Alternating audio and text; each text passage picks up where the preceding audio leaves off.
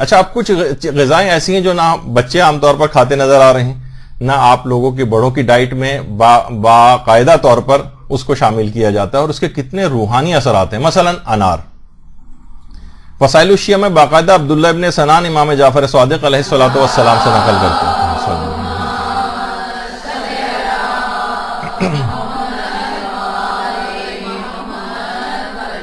کہ انار شیریں، یہ جو میٹھا انار ہوتا ہے، یہ شیطان کے وسوسوں کو دور کرتا ہے. اچھا، شیطانی وسوسے کو دور کرنے کے معنی کیا ہوئے کہ اب دیکھیے گناہ انسان جو ہے وہ شیطانی وسوسے کے ذریعے انجام دیتا ہے، تو یہ وسوسوں کو دور کرتا ہے. اس کا مطلب ہے کہ بہت سے لوگ جو شکیات، وہم، اس کی بیماری میں مبتلا ہیں، اگر وہ اپنی ریگولر ڈائٹ کے اندر اگر انار کو رکھیں تو شیطان سے بھی حفاظت ہوگی ان کی، اور اس طرح کے شکوک و شبہات سے بھی اپنے آپ کو بچا سکیں گے. انار. اچھا، جو بھی وسوسے روح کے اندر پیدا ہوتے ہیں یہ انار اس سے بھی بچاتا ہے. یعنی جسمانی غذا جسمانی طور پر کھائی جا رہی ہے، لیکن اثرات روحانی رکھتی. جسمانی فائدے تو الگ ہوں گے جس کو ہم ذکر ہی نہیں کر رہے ہیں. اچھا، اسی طرح سے گناہوں سے بچتا جائے گا اور روحانیت اس کی قوی ہوتی جائے گی. اور یہی وجہ ہے کہ ہمارے چھٹے امام یہ جملہ بھی ارشاد فرماتے ہیں، اللہم صلی علی محمد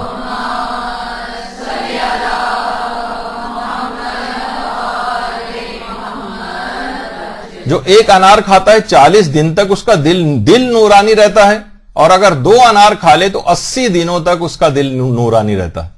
دل جب نورانی ہوگا تو وسوسہ شیطانی بھی نہیں آئیں گے، برے خیالات بھی نہیں آئیں گے، خواہشات نفسانی جو ہے وہ بھی مان پڑ جائے گی اس کی، تو عبادات کی طرف دل راغب ہوگا. تو اپنی ڈائٹ کے اندر طالب علموں کو بھی انار کو علی الخصوص اس کو شامل رکھنا چاہیے. اور یہی وجہ ہے کہ حضرت امیر المومنین علیہ الصلوۃ والسلام صلی اللہ علیہ وسلم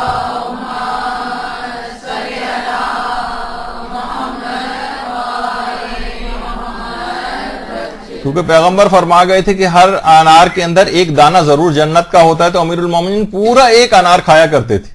اور اس میں شیئر بھی نہیں کراتے تھے کسی کو، اس کے لیے الگ سے انتظام کر دیتے ہوں گے، لیکن کہتے تھے کہ کیونکہ ایک دانہ ضرور انار کا ہے، کون سا ہے یہ پتہ نہیں، تو اس وجہ سے انسان وہ جنتی دانہ کھا کر سوچیے اس کا دل کتنا نورانی ہوگا.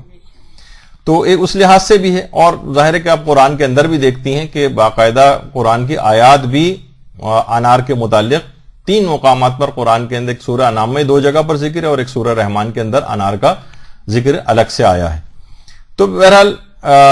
اور یہ بھی روایات کے اندر آیا خود حضرت امیر المومنین علیہ الصلوۃ والسلام کا صلی اللہ علیہ محمد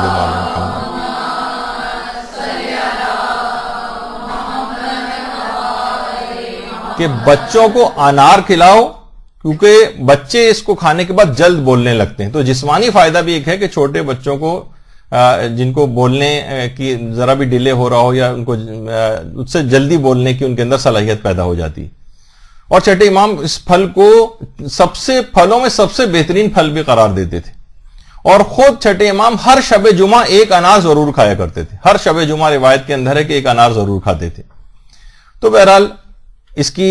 اتنی زیادہ روحانیت ہے اس کے اندر. ویسے تو ایک روایت کے اندر باقاعدہ یہ بات بیان ہوئی ہے کہ پیغمبر اسلام نے جنتی سیب کھایا تھا، اور اس کے بعد حضرت زہرا کی پیدائش کا اہتمام ہوا تھا. اللہم صلی علی محمد وعلی محمد.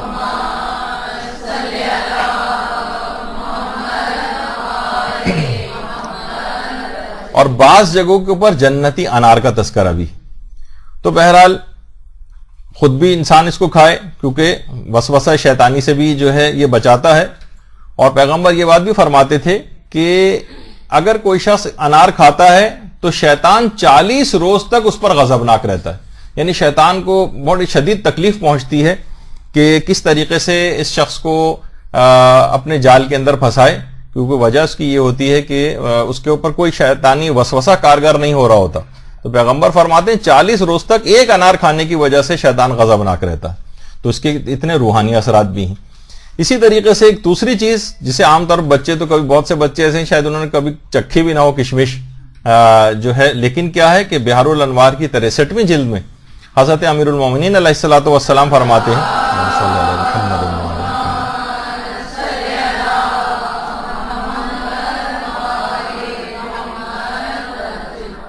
کہ کشمش انسان کے باطن کو پاکیزہ بناتی. باطن کو پاکیزہ، اس کا مطلب یہ ایک تو ظاہر ہے انسان کا جس کو جسم کہا جاتا ہے، اور ایک باطن ہے جس کو روح کہا جاتا ہے، یعنی روح کو پاک و پاکیزہ کرتی چلی جاتی ہے، یعنی خود اس کے روحانی اثرات بھی ہیں۔ تو بہت ساری چیزیں ایسی ہیں کہ جب بھی کچھ عملیات میں بھی ہے کہ کشمش کے دانوں پر فلاں دعا پڑھ کے کھائی جائے، تو خود اس غذا جو بتائی جاتی ہے ان کے اندر اس کے خود اپنے اثرات بھی ہیں، فقط دعا نہیں، ورنہ دعا تو کسی بھی چیز کے اوپر پڑھ کے کھائی جا سکتی، لیکن نہیں، کچھ میں خاص طور پر تذکرہ آیا کہ نہیں، اس میں کشمش کے دانوں کے اوپر مثلا پڑھ کر کھائی جائے تاکہ اس کے بھی روحانی اثرات ساتھ ساتھ رہیں۔ اس کے علاوہ ایک اور چیز ہے جو کہ بہت ہی زیادہ اس کی روایات کے اندر بھی بہت فوائد بیان ہوئے، لیکن لوگ پوچھتے ہی رہ جاتے ہیں کہ کیا چیز ہے، جس کو کہا جاتا ہے بہی یا بہ یا سفرجل جس کو کہا جاتا ہے، یا کوئنس انگلش میں اس کو کہا جاتا ہے۔ یہ اگر کسی جگہ مل جائے، کسی مارکیٹ میں باقاعدہ تلاش بسیار کے بعد بھی اگر مل جائے تو بہت غنیمت ہے کہ اتنی زیادہ اس کی تاکید بیان ہوئی ہے کہ ہمارے چھٹے امام، امام جعفر صادق علیہ الصلوۃ والسلام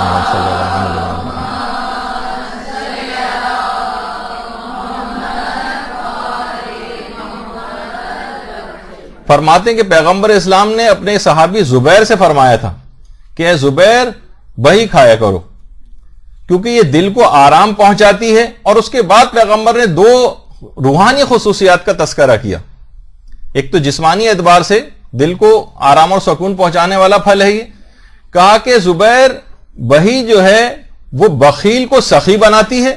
اور بزدل کو شجاع بناتی ہے۔ اس کا مطلب، اور یہ دونوں صفات جو ہیں سخاوت اور شجاعت یا شجاعت، یہ دونوں روحانی صفات ہیں، یہ دونوں بہترین روحانی اور نورانی صفات ہیں جو کہ پیدا ہوتی ہیں، یعنی کھا انسان پھل رہا ہے اور اس کے نتیجے میں اس کی روح قوی ہو رہی ہے، کشمش کھانے سے باطن صاف ہوا جا رہا ہے، شیطانی وسوسہ انار کھانے سے دور ہوا جا رہا ہے، اور انسان جب یہ تمام چیزیں اس کو حاصل ہوتی چلی جاتی ہیں تو اس کو مددگار ہوتی ہیں روحانیت کو قوی بنانے میں۔ تو روح کے اس کے پر اتنے اثرات ہیں، جب بھی بچوں کے سلسلے میں حاملہ جو مائیں ہیں ان کو خصوصیت کے ساتھ حکم ہے کہ وہ بہی ضرور کھائیں۔ تو عام طور پر جب اس کی معلومات ہوں گی، ویسے تو الٹی سیدھے کتنے سارے غذائیں اور یہ سب کچھ جو ہے وہ گھروں کے اندر کھائے جاتے ہیں، لیکن جو واقعتاً فائدہ پہنچانے والی چیزیں، جب یہ آیت اللہ بہجت یہ جملہ بڑا اچھا ارشاد فرماتے تھے کہ افسوس کی بات ہے مومنین کہ وہ ذائقے دار چیز کو تو تلاش کرتے ہیں، فائدہ مند غذاؤں کی طرف نہیں جاتے، یعنی صرف ذائقہ دیکھتے ہیں، فائدہ نہیں دیکھتے کہ فائدہ کس کے اندر ہے۔ تو ان تمام چیزوں کو اپنی غذا ڈائٹ میں بچوں کو بھی استعمال کرانا چاہیے، اور کہ ان کے روح اور جسم دونوں اس سے طاقتور ہوں گے۔ تو اچھا، گناہوں کے مقابلے میں دیکھیے کہا جاتا ہے کہ انسان اس وقت گناہ کرتا ہے جب اس کی عقل کمزور ہوتی، جیسے جیسے عقل، کیونکہ خود گناہ کرنا بے عقلی یا کم عقلی کی دلیل ہے۔ مثلا کسی کو پتا ہے کہ اس کا لازمی نتیجہ مجھے اس نقصان کی صورت میں اٹھانا پڑے گا، پھر بھی اس کام کو کرے تو بے عقلی کا کام ہے یا نہیں؟ تو جو بھی شخص جتنا زیادہ گناہ گار ہوتا ہے وہ اتنا ہی زیادہ بے عقل ہوتا ہے۔ اب عقل کو کیسے بڑھائیں؟ تو روایات میں ایک چیز آئی ہے کہ وہ غذاؤں کے اندر اس کو شامل کرنا چاہیے جسے کہا جاتا ہے سرکہ۔ باقاعدہ وسائل الشیعہ کی ایک روایت ہے کہ سرکہ عقل کو قوی کرتا ہے، عقل کو قوی کرتا ہے۔ اچھا، عقل جتنی بھی قوی ہوگی اس کی روح قوی ہوگی، روح جتنی قوی ہوگی گناہ کم ہوں گے۔ تو خود یہ غذاؤں کے اندر اب دیکھیے بہت ساری چیزوں کا ٹیسٹ بھی تو ڈیولپ کرنا پڑتا ہے نا۔ وہ پیزا اور برگر کھانے والے بچے، ان کو ایک دم سے سرکہ اور سفرجل اور ان چیزوں کے اوپر کیسے آپ لے کر جائیں گے؟ تو بہت ساری چیزیں ایسی ہیں کہ آپ کو غذاؤں میں ملا کر دینی پڑیں گی۔ بہت سے بچے بظاہر اس کے سامنے لا کر وہ ناشپاتی نما بہی آپ رکھیں گے، کبھی نہیں کھائے گا، تو وہ آپ فروٹ چاٹ کے اندر کاٹ کے اس کو جو ہے وہ ڈال دیجئے، جس طریقے سے امرود یا سب چیزیں پڑی ہوتی ہیں، کسی طریقے سے تو اندر ان کے جسموں کے اندر جائے، خود آپ بھی کھانے کا ٹیسٹ ڈیولپ کریں اور بچوں کو بھی ٹیسٹ ڈیولپ کروائیں۔ بہت سی چیزیں ایسی ہوتی ہیں جو بظاہر شاید شروع میں، اول تو یہ سب ذائقے دار چیزیں، لیکن شروع میں ہو سکتا ہے کسی کو پسند نہیں آ رہی ہوں، تو اس کو ٹیسٹ آہستہ آہستہ آہستہ کر کے ڈیولپ کروانا پڑے گا۔ اچھا، اس کے علاوہ کچھ تو پھل ایسے ہیں جیسے یہ خربوزہ، باقاعدہ بحر الانوار کی جو 59ویں جلد ہے اس میں پیغمبر اسلام کی ایک روایت ہے،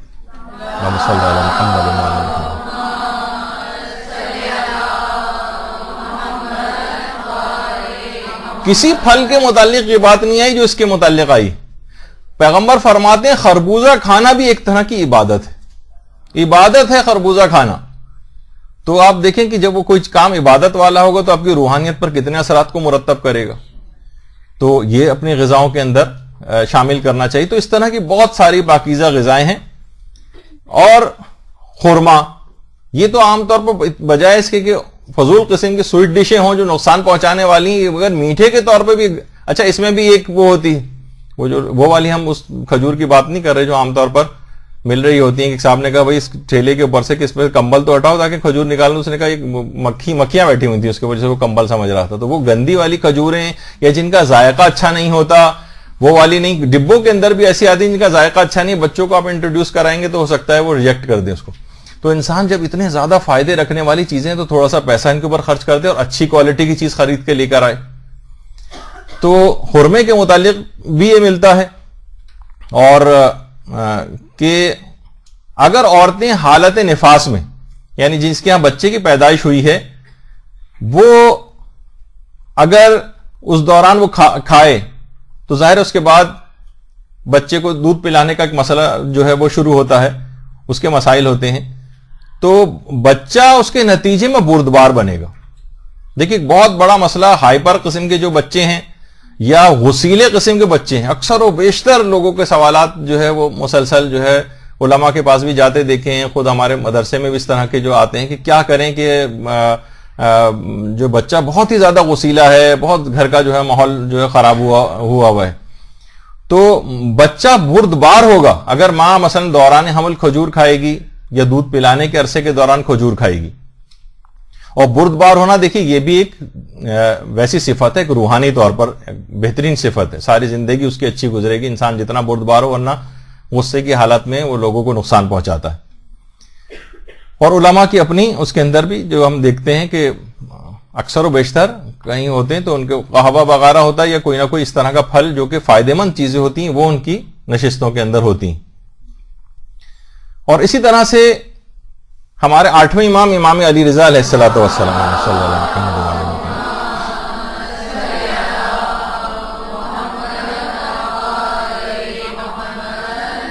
وہ بھی فرماتے ہیں کہ جو زیتون ہے، اولیوز، ان کا یہ کہ غصے کو ٹھنڈا کرتا. اب بہت سی چیزیں آپ کے دماغ میں آ رہی ہوں گی، بھائی عرب تو بہت زیادہ اولیوز کھاتے ہیں تو بہت ہی غصیلے اور چڑچڑے اور بدمزاج نظر آتے ہیں. وہ تو کوئی ایک ویسا ایک فالٹ سمجھیے جو ایک پیدائشی ٹائپ کا ہے، یا اس میں بہت ساری اور چیزیں بھی ہیں. ظاہر ہے کوئی جس کا عقیدہ بھی صحیح نہیں ہے یا اور دیگر اس کے اعمال بہت زیادہ خراب ہیں، یا وہ مثلا محبت اہل بیت نہیں رکھتا، تو اس کی ہم اس لحاظ سے بات نہیں کر رہے. لیکن مومنین اگر ان چیزوں کو کھائیں تو امام فرماتے ہیں کہ یہ غصے کو ٹھنڈا کرنے والی چیز ہے. لیکن کیا ہے کہ وہی ٹیسٹ ڈیولپ نہیں. اگر کوئی مثلا اگر کوئی کھائے گا بھی تو یہاں عام طور کسی بچے کو کھلائیں وہ تھوک دے گا مثلا منہ میں، اگر تو آہستہ آہستہ کر کے غذاؤں میں ملا کر کوشش چاہے تھوڑی مقدار میں ہو، اس کے بعد گھر میں اگر رکھے رہیں تو لوگ اس کو عام طور پر یہ ویسے ہی کہ اٹھا کر کھانے والی چیز، جس طریقے سے بچے عام طور پر ٹافیاں وغیرہ کھاتے ہیں، اس طرح سے بہت سے اچھے ٹیسٹ اور فلیورز کے جو ہیں وہ یہ آ رہے ہوتے ہیں. تو آپ خود تلاش کر کے لے کر آئیں تاکہ یہ اس سے اپنے خود کو بھی عادی بنائیں، گھر کے مردوں کو بھی کھلائیں. ایک مدرسے کا ایک بچہ اپنی ٹیچر سے جو ہے وہ شکایت کر رہا تھا. اس نے پوچھا کہ سب سے برا دن کون سا ہوتا ہے، پتہ نہیں اس طرح کا. اس نے کہا کہ اتوار کا دن سب سے برا ہوتا ہے کیونکہ ابو اس دن گھر پر ہوتے ہیں. اس کا مطلب یہ ہے کہ ابو وہی کہ چیخنا چلانا، ہر وقت لڑائی جھگڑا کرنا، یہ ابو ہر وقت یہ کرتے رہتے ہیں. تو انسان کے غصے کو کم کرنے والی چیزیں عورتیں خود دیکھیں گے ڈائٹ میں کس طرح سے ان چیزوں کو کیا جائے تاکہ وہ روحانی اعتبار سے اپنے اثرات رکھیں اور غصے وغیرہ کو بھی کم کریں. اسی طریقے سے انگور کھانا، مثلا وسائل الشیعہ میں روایت ہے باقاعدہ چھٹے امام کی کہ حضرت نوح نے ایک دفعہ شکایت کی تھی. حضرت نوح نے پروردگار عالم سے رنج و غم کی. ایک جس طرح سے ہوتا ہے نا ایک ڈپریشن، ایک آدمی کو کتنا ڈپریشن ہو کہ پوری قوم کو عذاب کے پوری یعنی 950 سال تک جو ہے زندگی گزاری ہو اور لوگ ایمان نہیں لا رہے ہوں، یہاں تک کہ عذاب خدا آیا اور پوری دنیا اس کے نتیجے میں ختم ہو. کتنا دکھ کرب حضرت نوح کو ہوا ہوگا، کتنا ڈپریشن ہوا ہوگا اس کے نتیجے میں، جسے غم کہا جاتا ہے. تو حضرت نوح کو باقاعدہ جب انہوں نے شکایت کی تو پروردگار کی طرف سے وحی آئی کہ اے نوح انگور کھاؤ. اس کا مطلب ہے کہ عام طور پر انگور اگر کوئی شخص کھائے، ڈپریشن کا مریض، بہت سارے لوگوں کو اطمینان قلب نہیں ہوتا ہے، ہر وقت غم زدگی کی کیفیت رہتی ہے، گھریلو اس کے اندر بھی دوائیاں گولیاں کھا رہے ہوتے ہیں، انگور کھائیں تو بہرحال یہ تمام چیزیں ایسی ہیں. اب جیسے اس کا بھی ابھی ذکر ہوا, زیتون کا تذکرہ ہوا تھا, تو یہ بھی آپ کو اسی طریقے سے کھانا ہوگا کہ پیغمبر خود فرما گئے کہ علیکم بالزیت, کہ یہ اولیوز جو ہیں, زیتون یہ کھاؤ کیونکہ یہ اخلاق کو بہتر بناتا ہے. زیتون اخلاق کو بہتر بناتا ہے. عام طور پہ اچھا جسمانی اعتبار سے بھی اتنے فائدے ہیں اس کے کہ ایک دفعہ ایک ریسرچ وغیرہ کسی جگہ میں پڑھ رہا تھا کہ یہ جو عرب افراد ہیں ان کے اندر جو وہ لائف ایکسپیکٹینسی وہ بہت زیادہ ہے. ابھی آپ نے دیکھا کہ بہرحال ہم بہت سے حوالوں سے جو گفتگو نہیں کر رہے, صرف جسمانی اثرات کے حوالے سے کہ عربوں کو ہم دیکھتے ہیں, ابھی بادشاہ کا بھی انتقال ہوا 91 برس کی عمر میں, باقی بھی وہاں پہ لوگ عام طور پر 89 ایئرس شاید ایک ایوریج لائف ایکسپیکٹینسی وغیرہ کچھ علاقوں کی ہے. تو وہاں کے لوگ آلیوز جو ہیں زیادہ کھاتے ہیں. تو جو بھی یہ جسمانی اعتبار سے بھی فائدے ہیں, ٹھیک ہے بہت سے لوگوں کو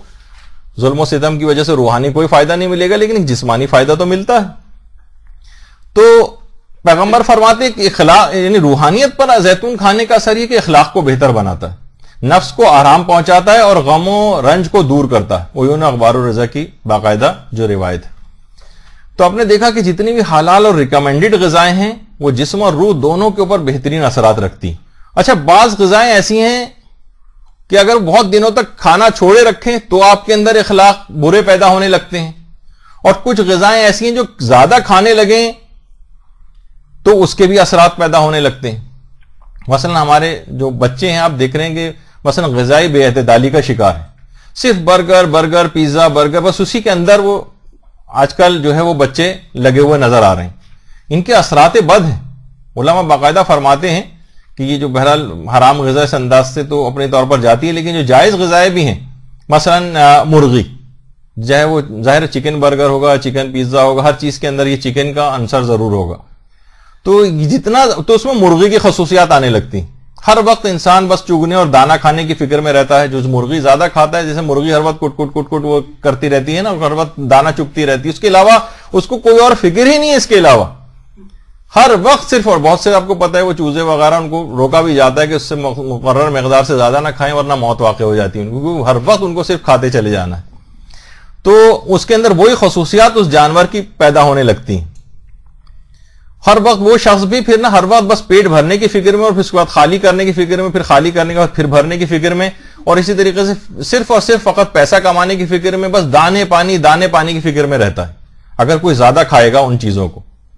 اسی طریقے سے مثلا کہا جاتا ہے کوئی اونٹ کا گوشت اگر بہت زیادہ استعمال کرے تو اونٹ کے ایک تو یہ ہے کہ آپ کو پتا ہے کہ بہرحال اونٹ ایک کینا پرور جانور کے طور پر,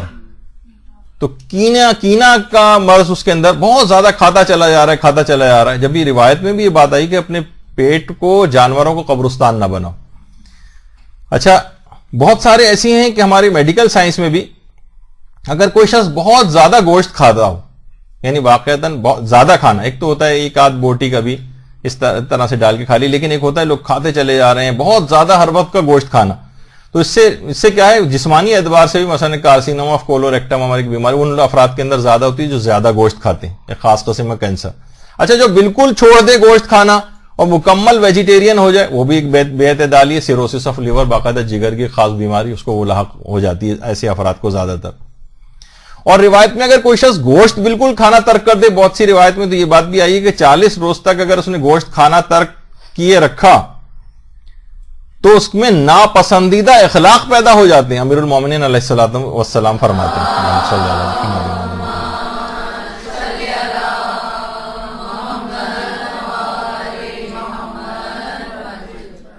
اچھا آپ نے دیکھا کہ زیادہ اگر گوشت کھائے گا اس کے بھی الگ اس کے اثرات ہوں گے, دل سخت ہونے لگتا ہے. 40 روز تک گوشت بالکل چھوڑے رکھے گا تو اخلاق ناپسندیدہ ہونے لگتے ہیں. تو اس کا مطلب کیا ہوا کہ روحانیت کے اوپر اس کی یعنی ایک اعتدال ہونا چاہیے. آیت اللہ بہجت بڑی ایک اچھی بات جو ہے فرماتے تھے, وہ فرماتے تھے ہمارے ساتھ ایک بہت بڑا مسئلہ یہ بھی ہے کہ ہم غذاؤں میں تنوع نہیں رکھتے, ورسٹیلٹی بہت ڈفرینٹ قسم کی, حد تک مثلا ہوتا ہے نا کہ آپ نے کوئی سا بس ایک ناشتہ, بہت سارے لوگ روزانہ ناشتے میں انڈا بس یہ کھاتے چلے جا رہے ہیں. کہتے نہیں, اس کو چینج کریں, کبھی کوئی چیز ہونی چاہیے, کبھی کوئی چیز ہونی چاہیے, کبھی کسی انداز کا ہو, کبھی مثلا کوئی کھانا آپ نے کھا لیا, کبھی صرف چائے کے ساتھ مثلا کوئی بسکٹ لے لیا, کبھی کسی انداز سے کھایا آپ نے, کبھی کسی انداز سے کھائے, یعنی اس کے اندر بہت الگ الگ طرح کی اول تو غذا کوشش کریں کہ سادہ ہی ہو.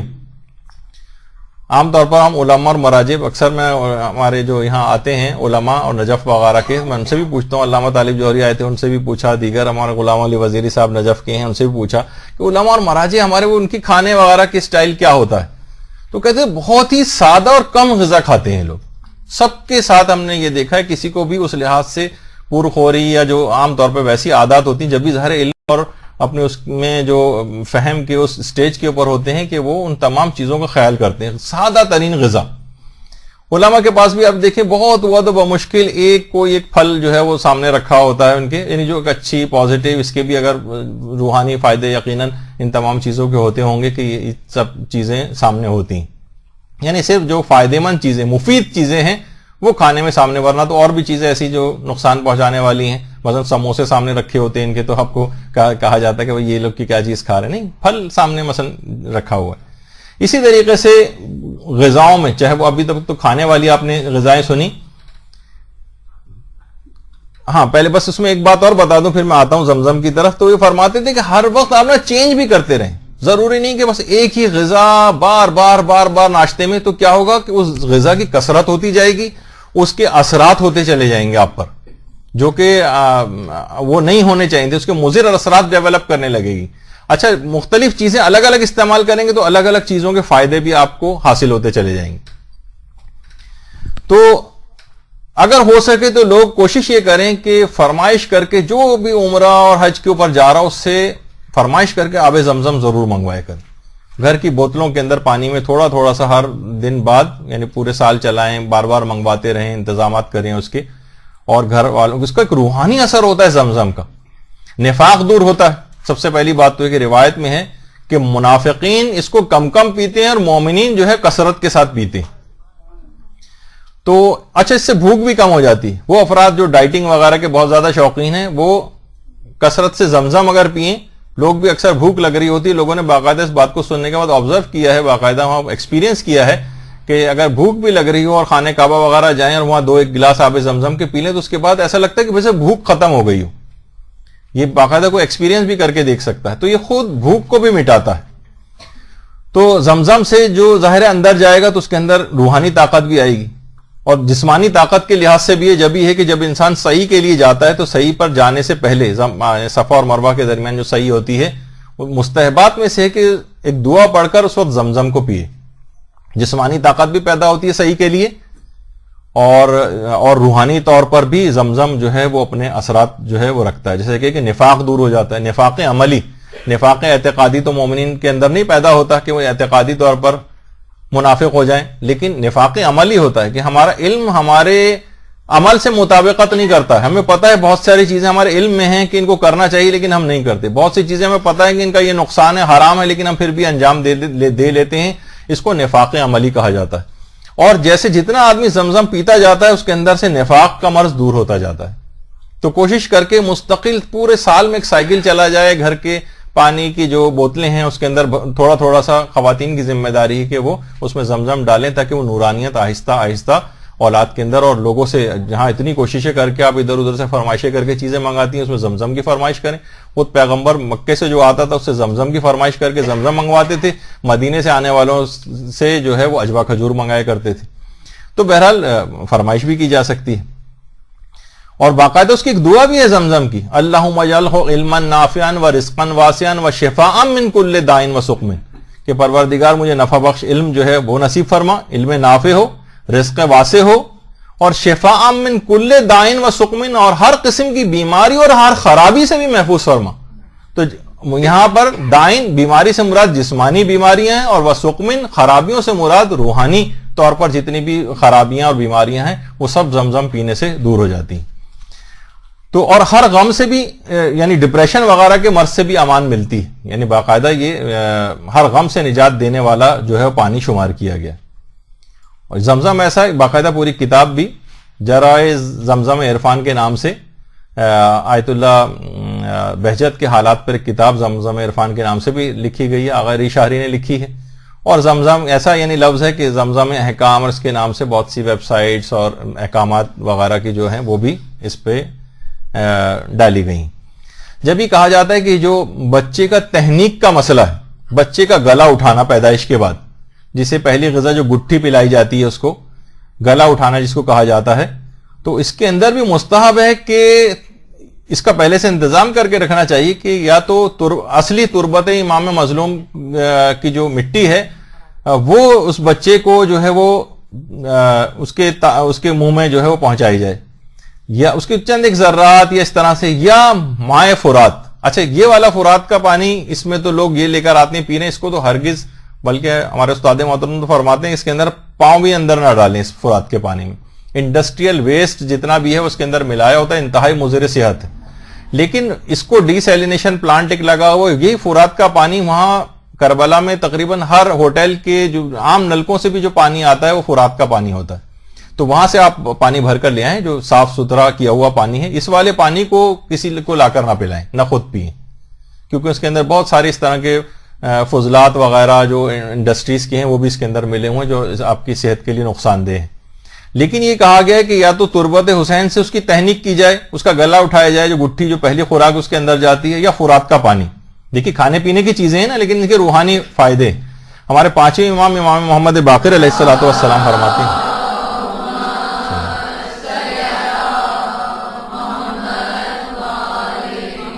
کہ حنکوا اولادکم بماء الفرات و تربت الحسین۔ تو باقاعدہ اصول کافی کی بھی جو روایت ہے کہ حنکوا اولادکم، یعنی اپنی اولاد کی تہنیک کرو، یعنی اس کا گلا اٹھاؤ یا اس کو گٹھی پلاؤ مائع فرات سے اور تربت حسین سے۔ اچھا اگر یہ نہ ملے تو پھر روایت میں آیا کہ مثلا بارش کے پانی سے بھی تہنیک کی جا سکتی ہے، ورنہ کھجور سے بھی تہنیک کی جا سکتی ہے۔ اچھا ہنکو سے مراد یعنی اس کو باقاعدہ کھلانا نہیں ہے، بلکہ زبان پر لگانا یا ملنا مراد ہوتی۔ اور چھٹے امام نے تو یہ فرمایا کہ اللہم صلی علی محمد و علی محمد،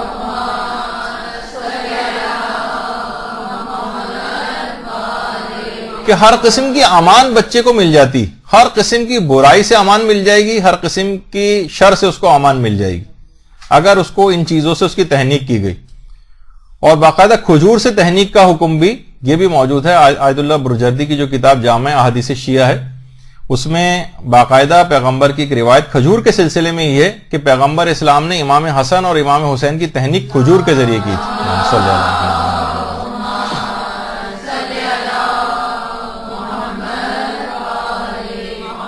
اور جو ہماری ایک اور کتاب ہے جواہر الکلام، اس کے اندر باقاعدہ جو روایت ہے کہ ہمارے 8ویں امام کی کہ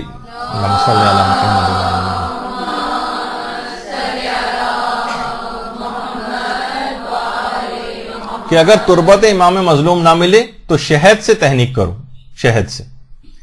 اچھا اس کا فلسفہ یہ ہے کہ ان کھانے پینے کی چیزوں کے روحانی اثرات ہیں، یعنی پہلی خوراک ہی اگر بچے کو تربت حسین وہ چکھے گا تو اس کے اندر ایک حسینیت کا اور ایک وفاداری کا اور فداکاری کا جذبہ اس کے اندر پیدا ہوگا۔ مائع فرات کو پلا کر بچے کو ہر قسم کی قربانی کے لیے، دین کے لیے تیار کیا جائے گا۔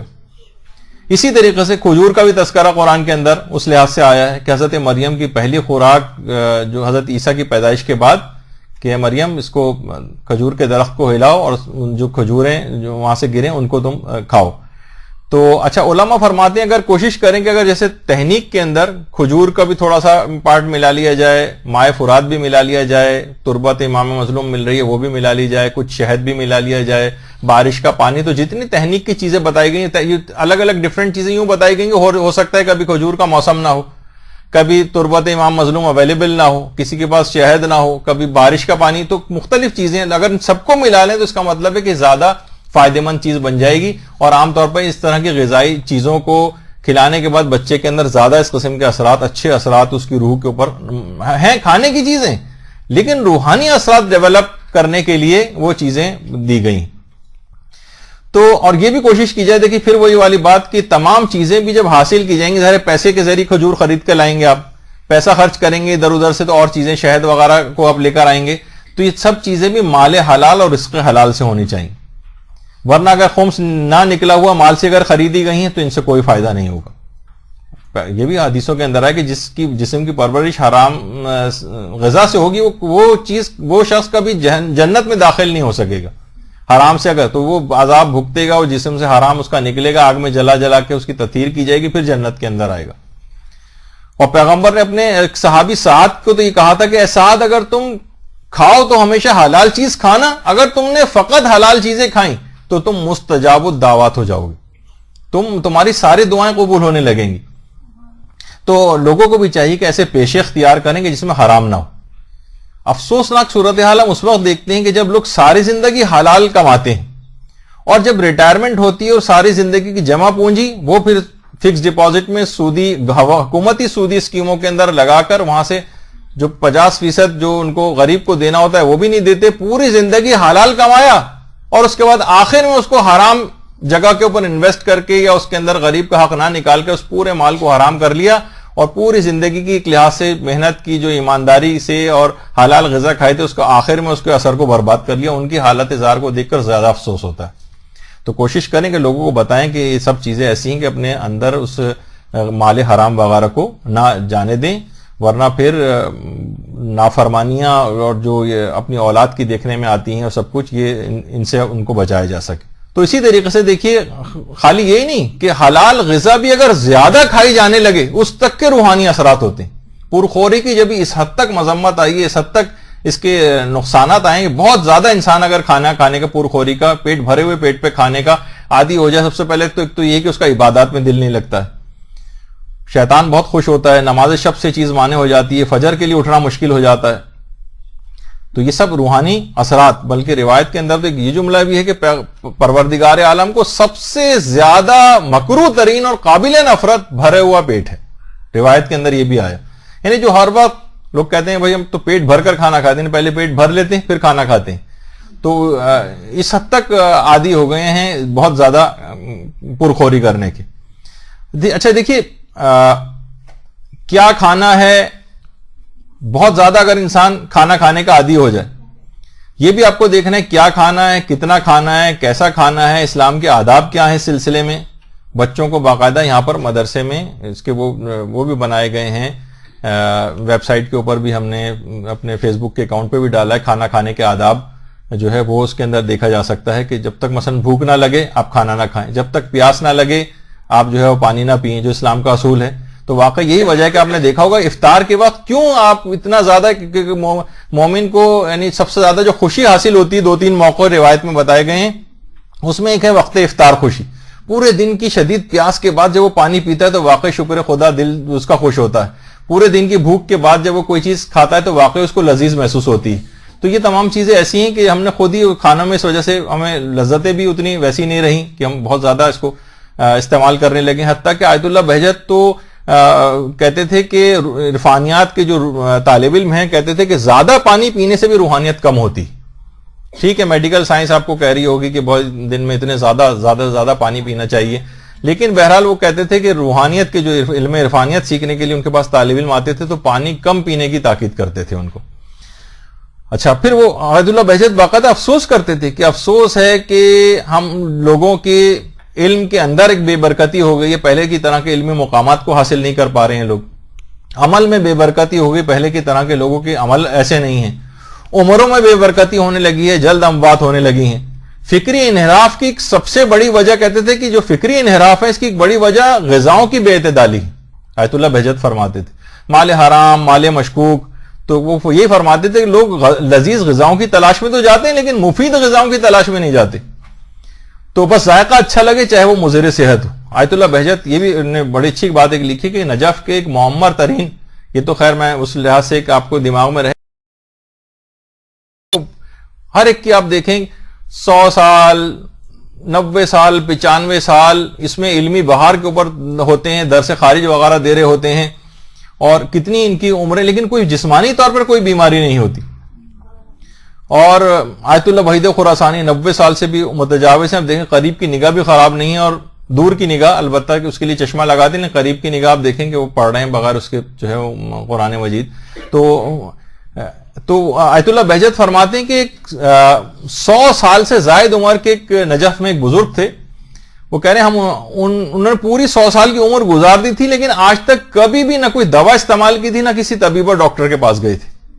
تو ان سے پوچھا گیا باقاعدہ کہ آپ 100 سال آگا اپنی عمر گزار دی ہے اور آپ پھر بھی کسی طبیب اور ڈاکٹر کسی دوا کو آپ نے آج تک استعمال نہیں کیا، کیا اقدامات آپ نے ایسے کیے ہیں، کیا آپ بیمار کبھی نہیں پڑے؟ تو انہوں نے بڑا عجیب اچھا جملہ کہا یہ فقط میں نے تابع شریعت ہو کر غذا کھائی، کمن و کیفن، یعنی کتنی کھانی ہے اور کون سی کھانی ہے اور کب کھانی ہے، ان سب میں میں نے دستورات شرعی کا خیال کیا ہے، مستحبات مکروہات کا خیال کیا ہے، کب کھانا ہے، کتنا کھانا ہے، کون سی چیز کھانی ہے، کون سی چیز نہیں کھانی ہے، لہذا کبھی بیمار ہونے یا طبیب کی طرف مراجعہ کرنے کی ضرورت ہی پیش نہیں آئی۔ یعنی واقعی اگر آپ کھانے پینے، جب بھی توضیح المسائل کے اندر باقاعدہ کھانے پینے کے مستحبات اور مکروہات اور کھانے پینے کے آداب یا کھانے پینے کے آداب کے عنوان سے ہر توضیح المسائل کے اندر ایک سیکشن، وہ اس وجہ سے کہ دیکھا جائے تو اس کی کوئی ضرورت نہیں تھی، عام سی نارمل سی بات ہے، اس کو نہیں بھی ہوتا، اہم باتیں بیان کی جاتی ہیں، لیکن توضیح المسائل میں الگ سے چیز شامل کی گئی جسے آپ جا کر پڑھیے گا، آج تو میرے پاس وقت نہیں ہے اس کو پڑھوں۔ تو اس لحاظ سے دیکھیں ان تمام حلال غذاؤں کا بھی اتنا زیادہ فائدے ہیں کھانے کے، اور حرام غذاؤں کے کتنے زیادہ آپ نے نقصانات سنے۔ بہت ساری ایسی چیزیں بھی ہیں جیسے یہ دالوں کے متعلق کہا جاتا ہے، روایت کے اندر جملہ بھی آیا کہ اے علی، یعنی مسور کی دال کے لیے بھی ہے اور ایسے عام دالوں کے لیے بھی ہے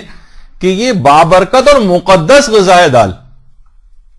بابرکت اور مقدس غذا، دل کو نرم کرتی ہے دالیں، اور روایت میں ہے کہ آنکھوں سے اشک کو، یعنی جب دل نرم ہوتا ہے تو آنکھوں سے اشک جاری ہوتا ہے، اور یہ انبیاء کی غذا ہے دال، انبیاء کی۔ اچھا یہی وجہ ہے کہ بہت ساری چیزیں ایسی دیکھیے اثرات رکھتی ہیں، گوشت کو اچھی طریقے سے دھونے کا جب بھی حکم ہے کہ اس میں سے خون وغیرہ نکل جائے، کیونکہ بے احتیاطی اگر نہ کریں یا ملازموں کے ہاتھوں میں اگر دے دیا جائے وہ اچھی طرح سے نہ دھوئیں تو خون وغیرہ اس گوشت میں وہ جسم میں جاتا ہے اور اس سے دل بہت زیادہ سخت ہو جاتا ہے، حتیٰ کہ اتنا سخت ہوتا ہے خون کہ وہ اپنے کسی قریبی باپ کو اور اولاد تک کو بھی جو ہے قتل کر سکتا ہے، یعنی اس کے اندر اتنا اس کا دل جو ہے وہ سخت ہو جاتا ہے۔ تو مال حرام کے لحاظ سے بھی اس کے اندر بھی اسی طرح کی صلاحیت پیدا ہو جاتی ہے کہ دل سخت ہونے لگتا ہے۔ برحمتك يا أرحم الراحمين وصلى الله على محمد